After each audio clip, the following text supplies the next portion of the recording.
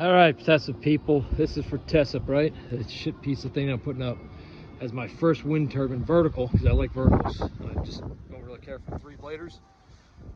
Different crowd there. So here we go. That's all welded in place. I just have to do the, did the base speeds. I just told you on the other video, those are just the base ones. I have to come back and do all the filler. Those are tightened down.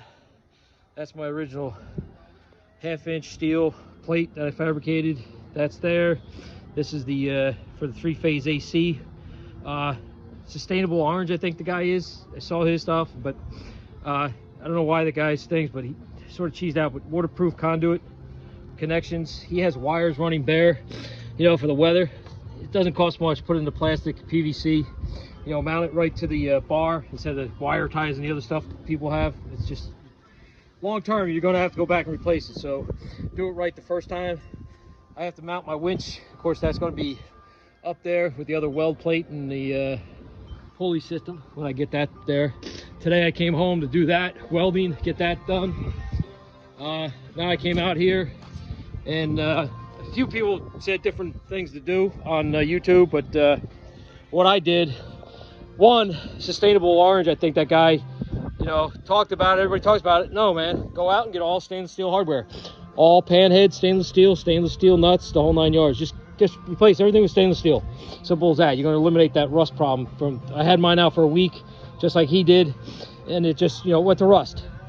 So instead of putting a marine plywood between here, he's just going to cause himself trouble, because if marine plywood's going to finally rot or give away. I know people say, oh, it doesn't. Yeah, it will.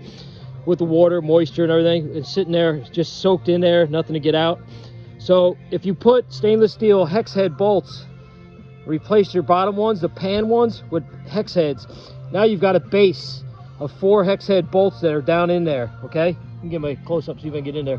You see the 4 bolt heads, the pan heads are there, and across over there, and these are the little pan heads. You're seeing the close up ones. These are the little stainless steel pan heads, but the hex heads back there.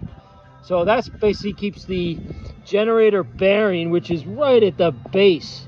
So now it has air and ability to cool off. If any water gets in here, I'm sure it's just going to blow through and dry out with the wind. So that's that. I did 9/16" stainless steel, and I welded those to the plate.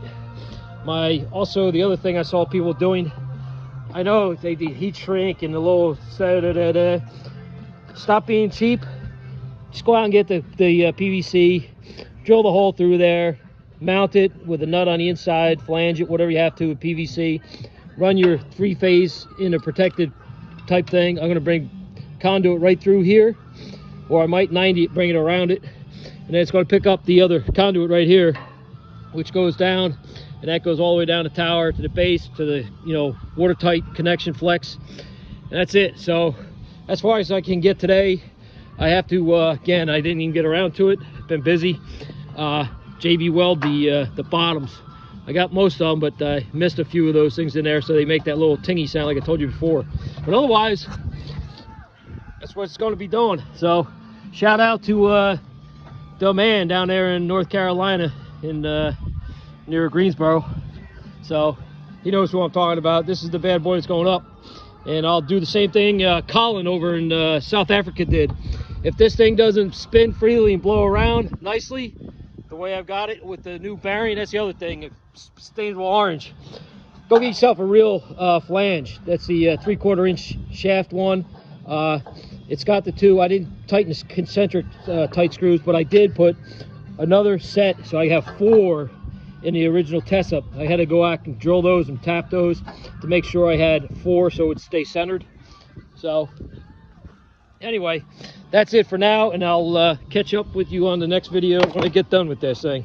All right, I gotta sign out and go home.